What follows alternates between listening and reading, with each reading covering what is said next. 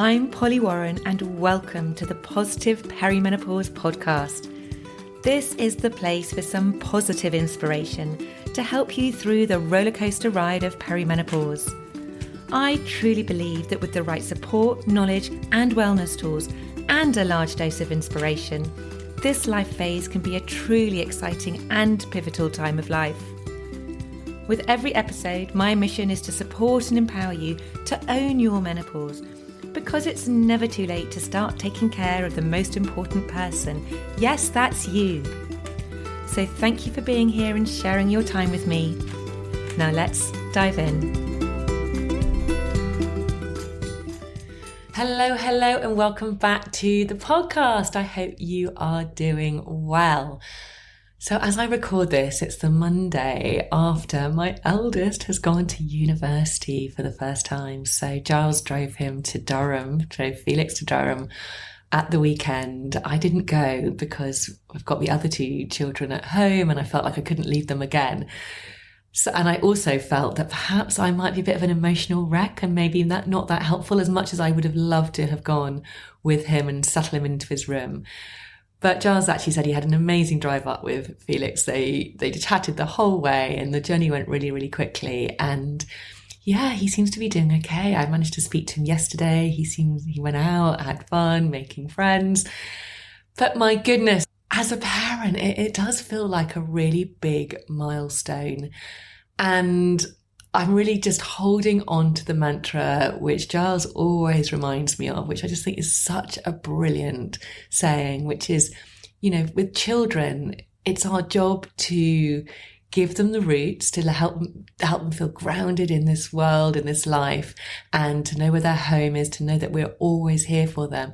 But then we also need to give them the wings and allow them to fly. And that is our job. And this is Felix's time now to fly. So I'm just repeating that mantra, roots and wings, because I know he's going to be fine. And this is his time. And yeah, it doesn't make it any easier though. Every time I walk past his room, it just feels so empty. And he is going to be so, so missed. It does feel very empty here. But it's just passage of life that is going to happen. So for any of you out there who also have got children going to university this week, I just want to send loads of love, and I'm with you 100% of the way. Okay, on to this week's episode. This week, I am chatting to Caroline Gaskin, who is one of the UK's leading homeopaths and flower essence prescribers. This week, we talk all about how homeopathy can effectively treat perimenopause and menopause symptoms. Caroline has over 20 years of experience, and she is also a holistic health coach specialising in hormonal health. And she sees over and over again how transformational homeopathy can be for women going through perimenopause and menopause. I really hope you enjoy this conversation. We talk all things homeopathy, how it works, what it is, and what you might expect from a homeopathic appointment. So without further ado, please welcome the absolutely wonderful Caroline Gaskin.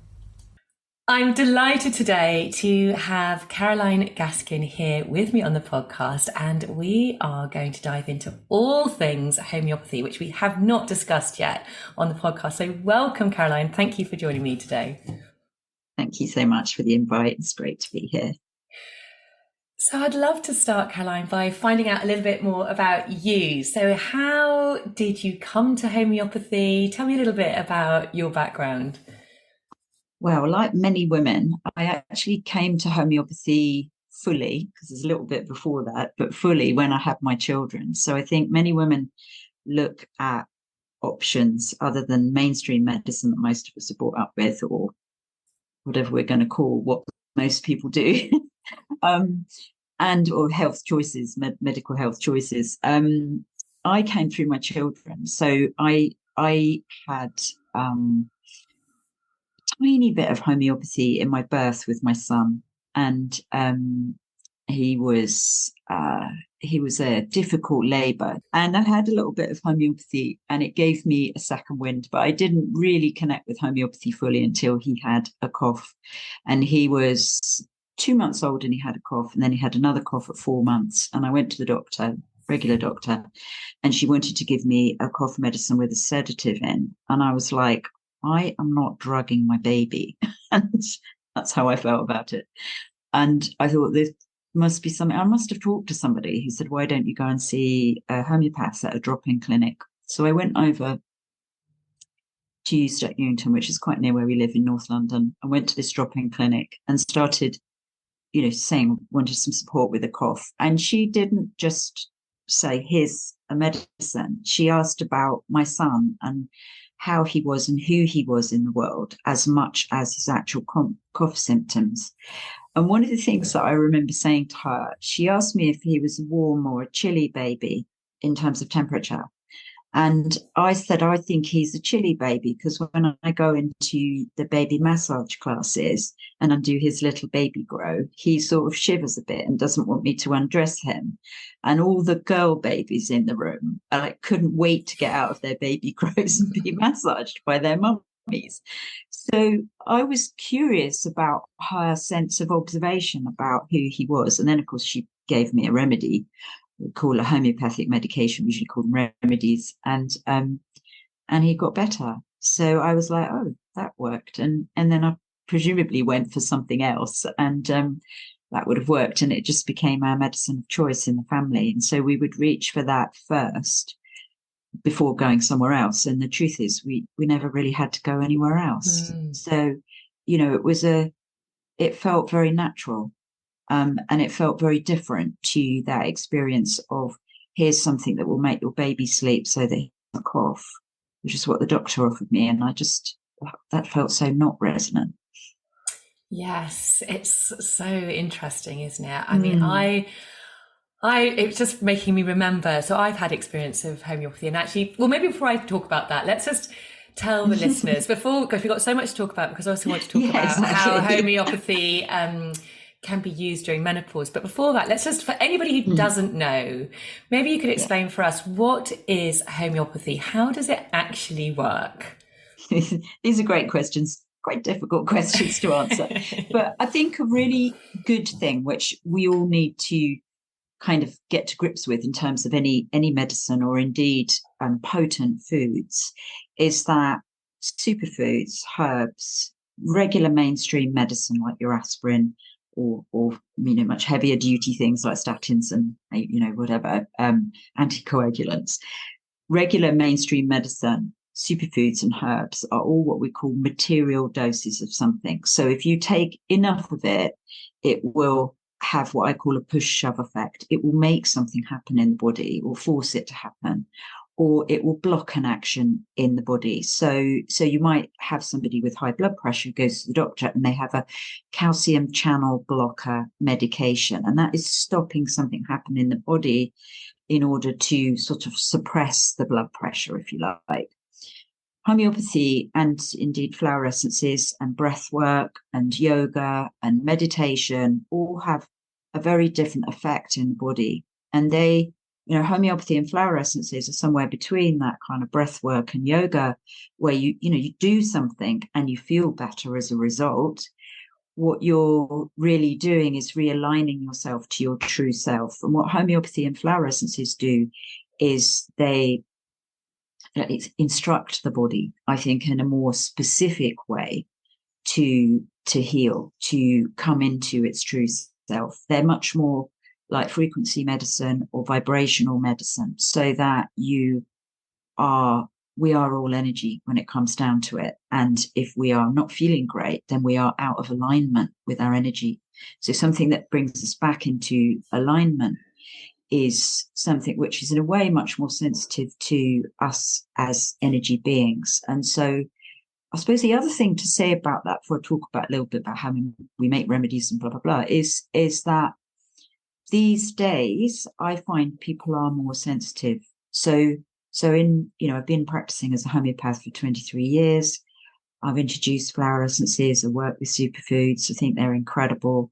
I do like a 10-day cleanse with people that's based on superfoods. So I do work with material stuff, but I'm conscious that we collectively are more sensitive. So in all that time of practice, I see that less is more, that people need less in order to achieve more, or they are so sensitive that they can only take less. And this is the joy of something like homeopathy and flower essences that can also be used alongside other health choices. So for instance, herbs, that material dose may be contraindicated if you're on certain medication, whereas you're much more likely to be able to use breath work, yoga, and homeopathy and flower essences alongside other health choices because there's a harmony, there's a holistic approach.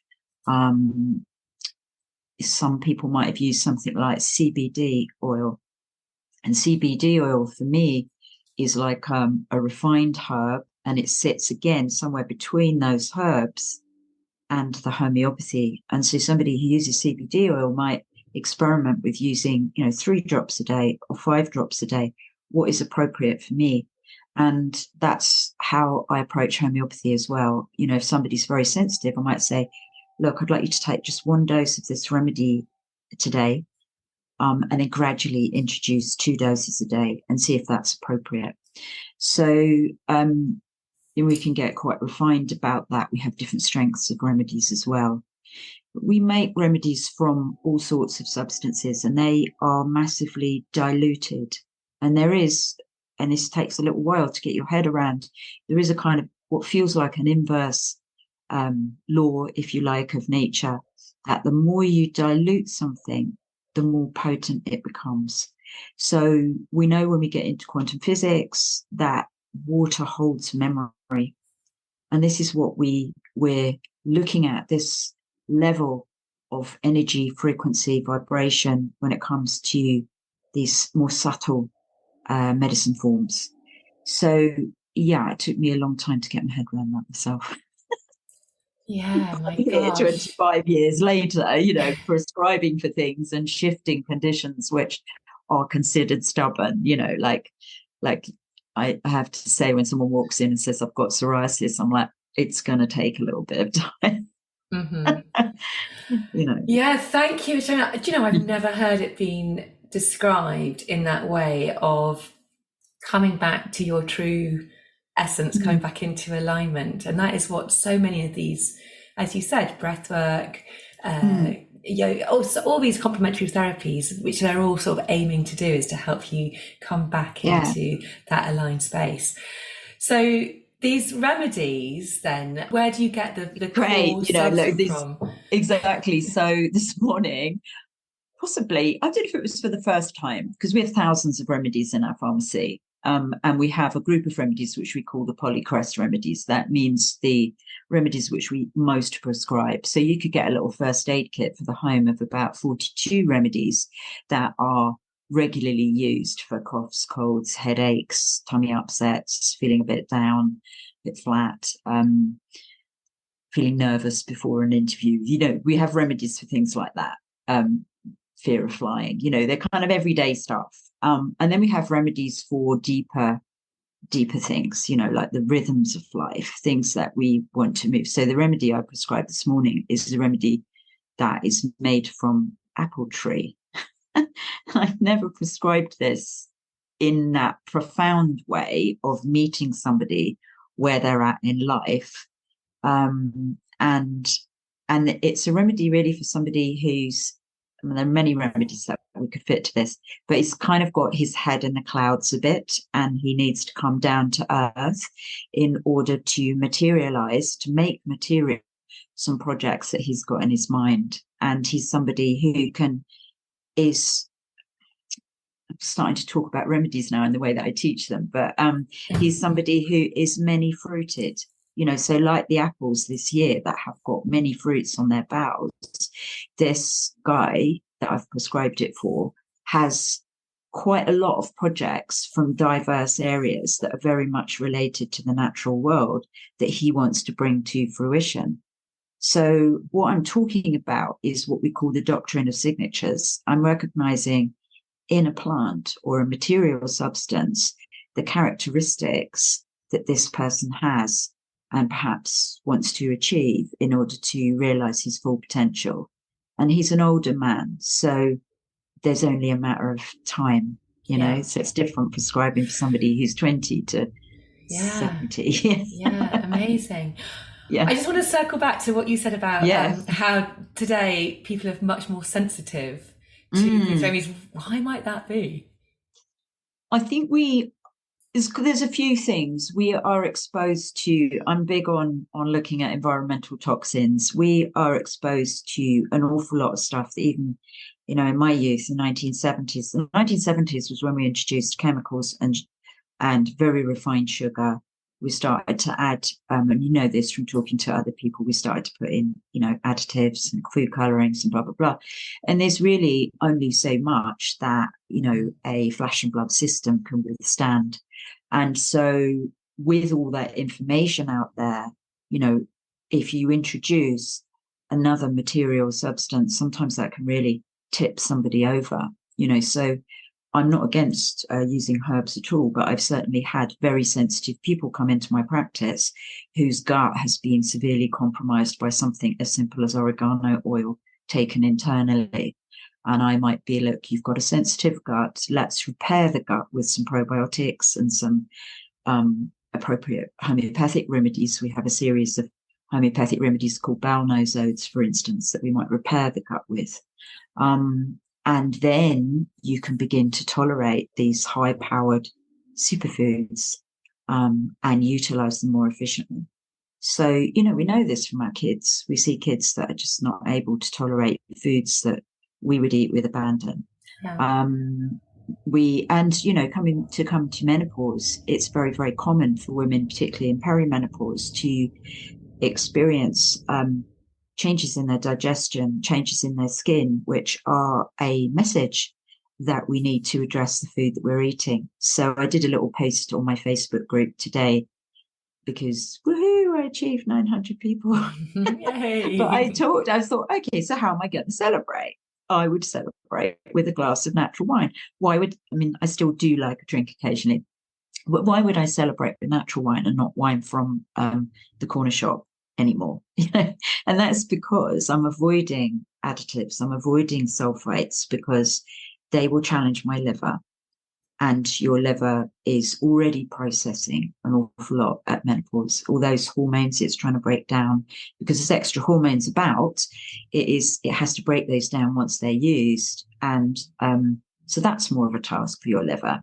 It might be that you have a heavier workload at menopause, which is common. Women are taking on more responsibilities. Kids are at, school doing exams, or just doing their stressy stuff. They're coming into fertility. Yours is beginning to switch off. All these things. You might have elderly parents you care for. The sort of stress levels tend to ramp up, but we are sort of capable of taking that on because we have wisdom.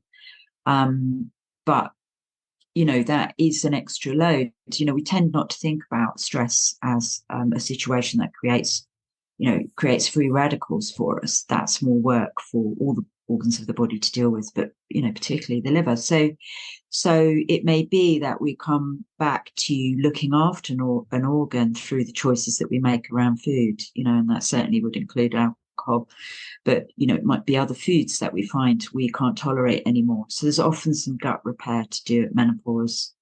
There is often a need to diversify the gut flora, eat fermented foods, this type of thing, and understand why we need to do that.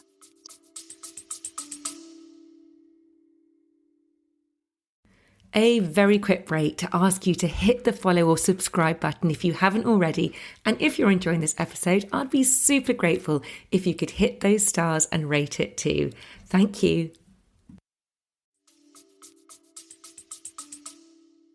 Yeah, absolutely. So let's get on to menopause, because we all know that at menopause, our hormones are beginning to change. So we know that they are declining, but they're not, particularly estrogen doesn't decline in a straight line. So sometimes actually we have too much estrogen circulating our body. And that is one reason why we experience changes and different symptoms. But there are more reasons, aren't there, as well? As you've mentioned, the stress can really affect us, as can the sort of depletion of our nutrients and our ability to absorb nutrients or to excrete as well from our body. You sort of did touch on how homeopathy can support us. When someone comes to you, displaying a whole host of different menopause symptoms. What's the process that you go through? How can you help them? Yeah. Yeah. So in a consultation, certainly I would usually see someone for an hour, unless there's some really complex health stuff going on, maybe some other autoimmune or that kind of thing where we might spend longer together. But I like to take a full health history, particularly hormonal health. So it can be quite a surprise when I say, how was menarche? How was them starting in the first place? And then we'll go through that journey of, did you take any synthetic hormones? The pill, the morning after pill. Did you have, any pregnancies, any terminations? All the things that can disrupt our hormones in some way or imbalance them. For instance, if you took the birth control pill for a period of time, how was it when your periods came back? Was it easy? Was it difficult? Even when I ask a woman about hormonal, replacement of some sort, and the pill is that, it's funny how we say HRT. We don't think about the pill as being the same. It's just the same, exactly. Yeah, exactly. Just a different ratio of the same hormones. But we usually taking it orally. Anyway, so because our body can cope with it orally at that age, we're more robust. But menopause, as you said, if we're a little bit depleted at menopause, we're looking usually at the relationship of two organs, and I've slightly sidetracked, but the kidneys tend to become depleted. The adrenals, they sit on top of the kidneys. They deal with our stress. The kidneys regulate our urinary tract. And the concentration of minerals in the body. Also, on the same meridian in Chinese medicine are the ovaries. And that whole meridian, that whole system tends to become depleted because it's been trying to be fertile for years. And then the liver, as we said earlier, tends to become congested. So I often say these two organs that should be friends find it harder to relate to each other. So that's part of them, bringing these organs back together, nurturing kidneys, adrenals, and ovaries, and encouraging the liver to let go a bit at menopause. And so it could be that when a woman's been on the birth control pill, I say, how was it for you? And she'll say, oh, I just felt terrible, I felt depressed, or, oh, I gained weight. And I'm like, that is an indicator for what's going to happen at menopause. It's all there. All the templates, all the messages are already there for us. It's just we're a bit rubbish at reading them. And so that's nice to go, all a health practitioner is a mirror to say, look, this is what's been going on. Here I have some stuff that should be able to help you. So we look at the whole health history, how it is for you. And from that, I begin to see patterns emerging. So, were we not awake to these symptoms, but it took me to get into menopause, for my thyroid to be low, for me to realize that perhaps for, 15, 20 years before my periods, the signs were all there that my thyroid was a bit underfunctioning. And so when we look at, for instance, underfunctioning thyroid, you get symptoms like chilliness, tiredness, feeling a bit down, feeling a bit constipated. And sure enough, I was doing all of those things to some degree or another before my period. And it might be that some months that was more so than others, depending on, foods I'd eaten or energy I'd expended. But those signs were there for a very, very long time. And even when I go back to my children, with my son, and it sounds crazy, but I was very slow to deliver the placenta. And that's not an uncommon story, but that energy that's required to just push the placenta out actually relates to the thyroid. So yeah. I mean, it's all there. It's just we're rubbish about being able to read the signs. So then, getting into perimenopause, my thyroid started to really shout. And I understood that I had always had a bit of an issue with metabolizing certain proteins. And only recently did I, just because I'm curious about it, go and have a DNA test that really shows graphically, yeah, you have a problem creating a certain protein. So, without getting into my own story, we can use, or further, it's kind of good to use these things illustratively. Tests can be really helpful at the different stages of menopause. And it could be that certain tests are useful in perimenopause, certain tests are useful in what I call true menopause, the eye of the storm, and others are used for postmenopause. And from that picture, with or without tests, functional medicine doctors are a bit different. I don't know if you talk to a functional medicine doctor, they will do a lot more tests.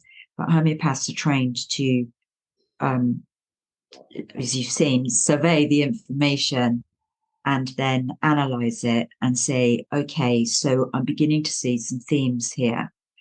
And then we go to our pharmacy of thousands of remedies and say, what remedies have these themes? And when we look at the homeopathic remedies, they all have a mental emotional aspect, what we call general symptoms. And I can talk about those a bit more if it's of interest. And then the physical symptoms that go with them. So when I talked about thyroid there, I talked about some physical symptoms that go with that, a bit of constipation, talked about an emotional symptom, depression, feeling low before my periods. And I talked about what we would call a general functional symptom, and that is the bowel going slow, being constipated. So we homeopaths have this holistic, this whole body view of how it is for you. Yes, I mean, it's so fascinating. I love it. I like my job. Yeah. 23 years on, it's fascinating every day. And I personally have had a few really amazing experiences with homeopathy. So my first ever experience was when I really was at the end of my tether. And this is when I had, just after I'd had my first baby, my first child. And I was really struggling with breastfeeding at the time. It was causing so much pain. And I remember about 6 to 8 weeks in, I remember going back to my doctor and she basically just told me I had to just get on with it and there was nothing she could do.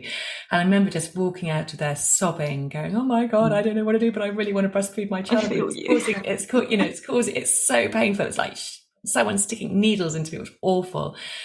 So I ended up going to a homeopath. And they gave me this remedy, told her what had gone on, having sort of dealt with this for a long, what felt like forever. Yeah. And she gave me a remedy, and honestly, within 24 hours, it had gone. So I had thrush, which was affecting my breastfeeding, and it cleared up within. The doctor had already given me some cream. I tried that for a few days, nothing happened. So I tried the homeopathy, and it went, and I just was like, oh my goodness, that is amazing. Yeah. And then the second time I used homeopathy was then the same child. We lived in Lambeth in London at the time. And at that time, they were offering all children a BCG vaccination because it was in that borough. There was a high kind of level of tuberculosis. As a new mum, didn't really know what I was doing. I was like, oh yeah, okay, I'll give him the vaccination. Didn't really, now I look back and go, God, I just didn't do enough research or anything. But anyway, I did it. And he, from that moment onwards, became incredibly sick. He just became he became dairy intolerant. He was just full of snot and just had this hacking cough. So I was like, right, well, I'm going back to the homeopath. And actually she treated him for about a good year. And it was a year really of just clearing a lot of snot. And the best way I can say it was just a lot of clearing. But he did get better. Yeah. But those two instances, I was like, right, this really works. So I did then sort of carry on, but then I didn't have so many positive, it just didn't seem to work in the same way, but I always held on to those two experiences, but I sort of mixed and matched. But I love the idea of menopause being something which can be treated with this, because obviously, as we talk about a lot on this podcast, everybody is so different. Everyone's going to experience menopause differently. Although I do believe there are foundational things which are going to help everybody in terms of health and wellness. But homeopathy can obviously really play into that kind of uniqueness of everybody's own journey. Absolutely. And I think a lot of the time I go in my work, certainly speaking, I go to those generals, those commonalities, as you said, the things that an awful lot of us need to do basically in order to whether it's menopause or not, actually, a lot of the time, but to keep hormones balanced and to keep a sense of well-being. But it is, it's an absolute joy to be able to prescribe for the things that come up. So if it was emotional, I think menopause can be a time when women, for instance, might be a career woman who has been very successful in her career, but suddenly hit by a crisis of confidence, and that's not unusual. Being somebody who's always had a wardrobe crisis every time I go out, I actually got into menopause and I was okay with what I was wearing. Woohoo! But it's that I think can be such a shock when it comes, and you're suddenly hit with like just this total loss of confidence. And so I would then be looking at remedies, from that perspective. So I might be looking at, I'm just going to mention a couple of remedies, lycopodium, which is a remedy for loss of confidence, for worrying about how you present in the world, how you show up in the world. So it has quite a lot of anticipation in its remedy picture, we say. We're talking about the remedy picture that we would prescribe for.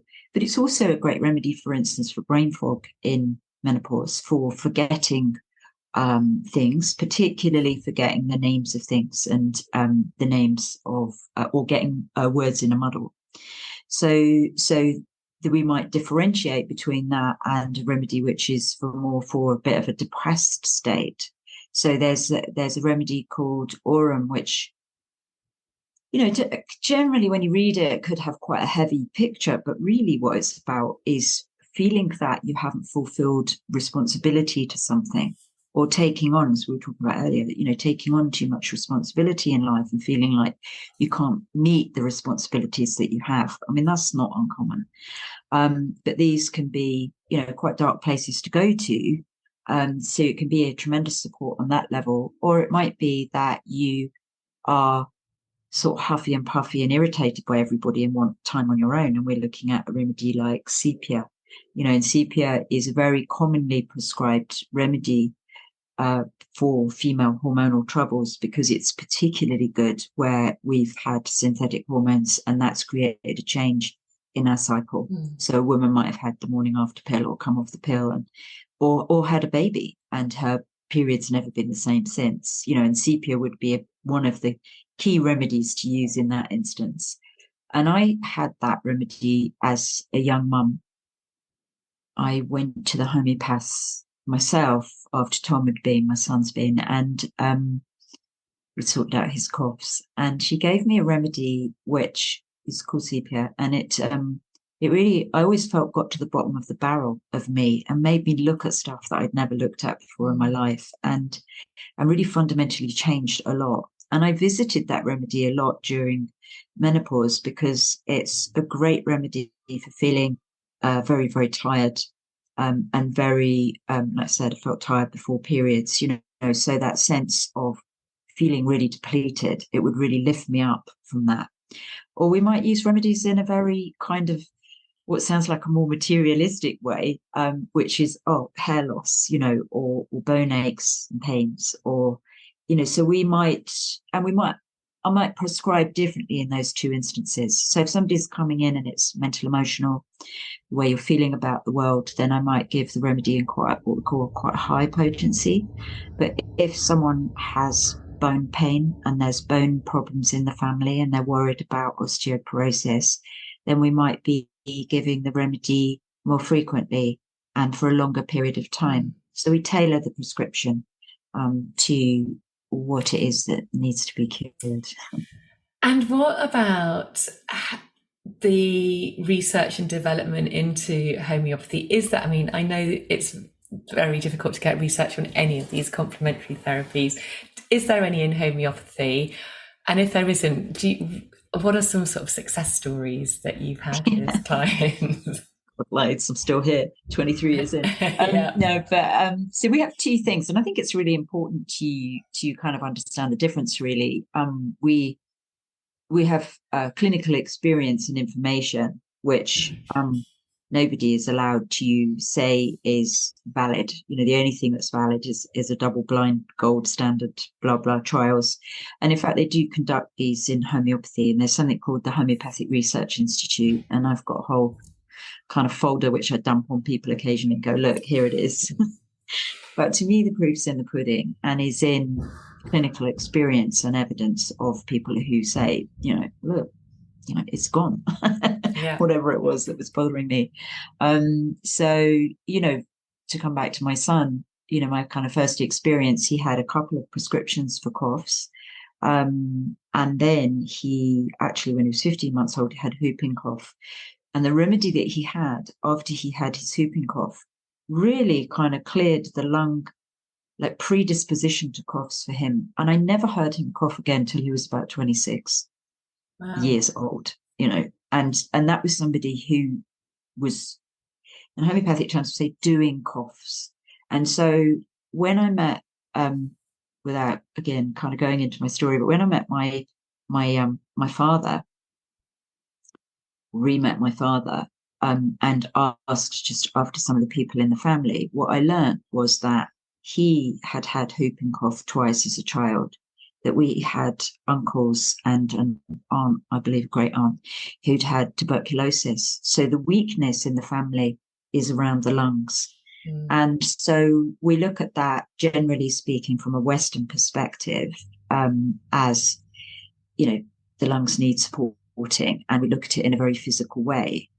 If we were to look in a more sort of psycho-spiritual way, we would say, what is the grief or the disappointment or the lack of potential fulfilled in that family? Where does it lie? What, or is there something in their environment that they came from, which means that the lungs are compromised?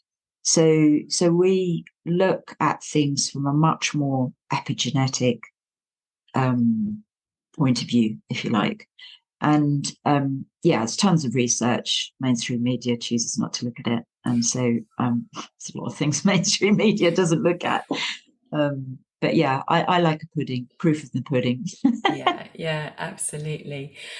Are there, just kind of another question just to ask you, and what are the biggest misconceptions or kind of myths you hear about homeopathy that you feel like you need to clear up? Yeah, I mean, we homeopaths, this is going to sound terrible, we really feel sometimes, or we know that we are people's last resort. So many people walk through the door and say, I've tried everything. I'm like, okay, well, let's talk about that. And one of the biggest things that I hear is, and this is a curious one, and I think it could, it could be a whole huge debate on this in lots of natural health or holistic health perspectives, which is it's got to get better. It's got to get worse, before it can get better. I personally, generally speaking, like to be kinder to my clients. We tend to see things energetically. So if somebody has had, my first experience of homeopathy actually was I got a rash after it because I had been using some pretty narky chemicals, as my background's fine art textiles, and I'd been using chemicals to clean the screens for my textile printing, and we didn't have any health and safety. We just got all this stuff all over our hands and didn't really have any, there's never any soap to wash your hands. It's just terrible. Anyway, things are much better now. But, that was my history. And so, I got a rash, went to the doctor, had a steroid cream. Oh, it worked like magic. And then when I first went to see a homeopath, it was much before I had children, it sort of burst out, and I got this rash. So I had a strong reaction to that remedy. Was that because I'm a sensitive person, or was it because the remedy prescribed was perhaps a little bit too deep acting at that point in my life? Was my body eliminating efficiently? So as a prescriber now with perhaps more experience, I would look at somebody's elimination and is it efficient before I start to dig deep and throw stuff out that clearly needs to be thrown out, chemicals in the system, etc. So that thing of it's got to get worse before it gets better can be difficult. I don't believe it has to be really, really worse. I think good case taking, spending time with looking at what we call someone's timeline and really going into details. Have you ever, used this, done that, etc. Knowing that it's a confidential space to have that conversation as well is really important. I'll just use a quick example. It was a man actually came in to see me, and he had spent his life from aged in his mid-teens working in a family metallurgical industry, and they put chrome, which is pretty nasty process, put chrome on metal. And he had terrible skin problems, and I gave him a remedy, and those just cleared immediately, which was wonderful. But I was careful with my prescribing, because I was like, wow, he's had a lot of toxicity in his life. How robust is his system? Some people have a really strong constitution and it can take an awful lot, and other people have a more sensitive constitution, and that's what you're judging or assessing when you're taking a case and looking at someone's timeline. And another thing to say is that we can have a strong constitution. We're born with a strong constitution, and we can throw a lot of stuff at it and break it. Or we can have a weak constitution, and we can gently put in the right things and rebuild it. Yeah. And that's what we're doing at menopause, isn't it? Yeah. At perimenopause, totally. It's all about replenishing our systems. So many of us go in a little bit depleted or a lot depleted, and it's about really bolstering that up. For anybody listening who is on HRT, do you work with people on HRT? Does that interfere with the remedies? What would you say to that? Definitely work with HRT. I think one of the things that is when we talk about myths, I think it's really important is it's not either or. It's if you're on HRT and there are things that haven't worked for you, look to the natural world. If you're on HRT and it hasn't worked at all, look to the natural world. If you're on HRT and there's something that's aggravating you, that's kind of got worse, like a classic would be take estrogen, where my breasts are really uncomfortable. That shows that you're taking too much estrogen, and we need to adjust the dosage. So often women come in to see me, and actually they do also need support from their doctor, GP, prescriber, to reduce that, or maybe try a different brand. So I always say you can use homeopathy,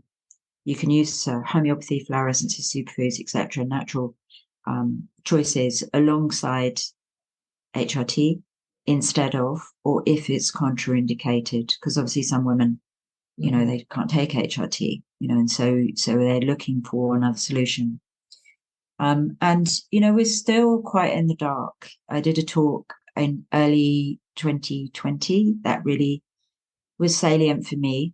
So then I've been working in what I do for 20 years. And it was a talk to a demographic of women that were mainly Afro-Caribbean, Middle Eastern and Greek in Haringey, North London.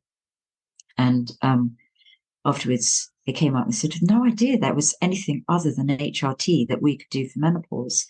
And it showed me that community, that group of women really were not very attuned to using HRT. They didn't want to. It wasn't in their culture to use HRT. And I was like, okay, that's really interesting. That taught me a lot, And so it also showed me, when I started to talk about the symptoms, that different demographics of women, as we said earlier, you and I were chatting about statistics for hot flushes throughout the world.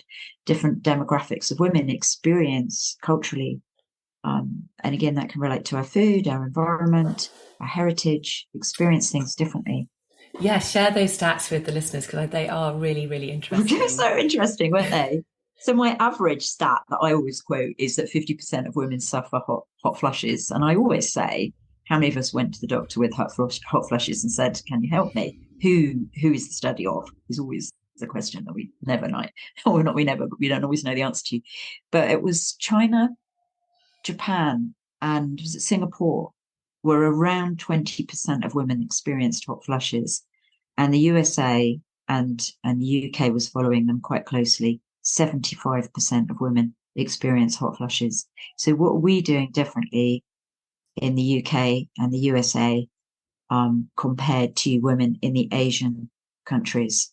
And there are studies that show, for instance, that dairy is not good for us when it comes to breast health. And I would then say, well, okay, what dairy are you looking at? Was it organic? Because if it's not organic, then all you might be doing your very best to avoid synthetic hormones because, they aggravate you in some way. But there you are drinking half a pint of milk, every other day in some form or other. And it's got all those synthetic hormones in that the cow is plied with to produce the milk. So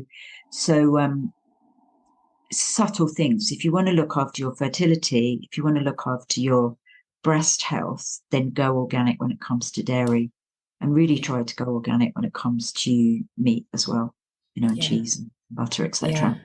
Exactly. I mean, those statistics illustrate so clearly how it isn't just our hormones. Okay, our hormones do affect us, but it's not. There is so much more to it than that. Yeah. And so HRT, it might really work for you, but there is more to it. Yeah. And so this is what this whole podcast is about. It's like, well, totally. And it's also true. I just want to say one thing about HRT is if you are on it, menopause is a journey. It's a process. It's not an event. So do make sure that you are checking in every so often that you're on an appropriate dose of HRT for where you're at this point in time. Caroline, my last question I ask all my guests on this podcast is to try and give the listeners one practical, actionable takeaway that they can put into action straight away. Is there something that springs to mind? Holy Trinity would be essential fatty acids, fermented foods, and getting more magnesium into your life via the skin, dermally. So taking an Epsom salt bath or using a spray. Those would be my things that pretty much all women that walk through the door need. And if you fancy trying homeopathy and or flower essences, go for it. What have you got to lose? What an incredible support for your transition. One quick question. Why do you prefer magnesium via the skin versus because it's a great question, because we are generally speaking sensitive. So introduce that magnesium via the skin will absorb what you need. If the gut is sensitive and you've got all those magnesium stearate and something or other silicate in that supplement, your gut won't like that. It can be a little bit harsh on the gut, magnesium. And we'll say there are much better blends around and about now than there used to be.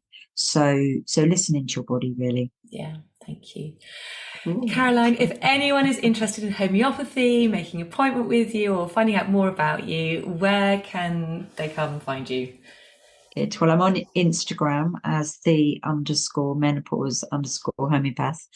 I have a Facebook group, which you'll probably need, with Facebook, you probably need to message me to find it, but I think it's called something like Managing Menopause Naturally Without HRT. And I have a website, actually, it's a good one, isn't it? carolinegaskin.co.uk. And I have things like, what I try to do in my space is to create accessibility. So, it might be that one-to-one isn't right, but a small workshop is, so I do workshops for each stage of menopause and that kind of thing. So fantastic.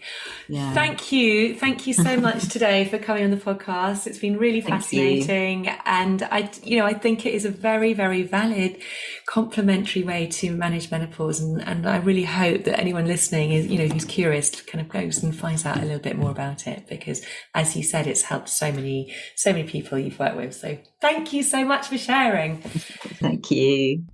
Here are the highlights. Number 1, homeopathy and flower essences focus on energy, frequency, and vibration to realign the body with its true self. Number 2, remedies in homeopathy are highly diluted substances that become more potent with dilution, relating to quantum physics and water memory.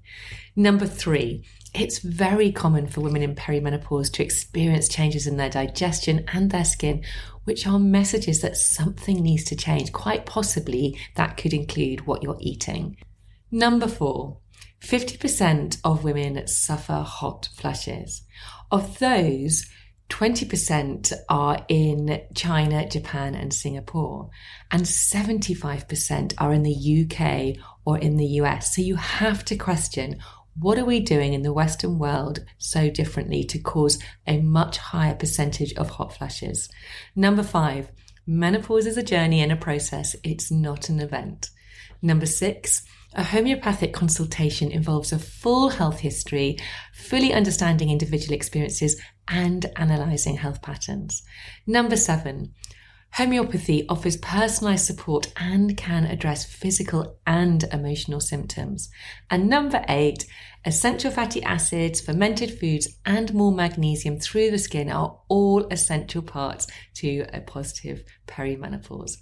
I really do hope you have enjoyed this week's episode and that you've been able to take something from it, and perhaps you've been inspired to maybe explore homeopathy as a solution for you.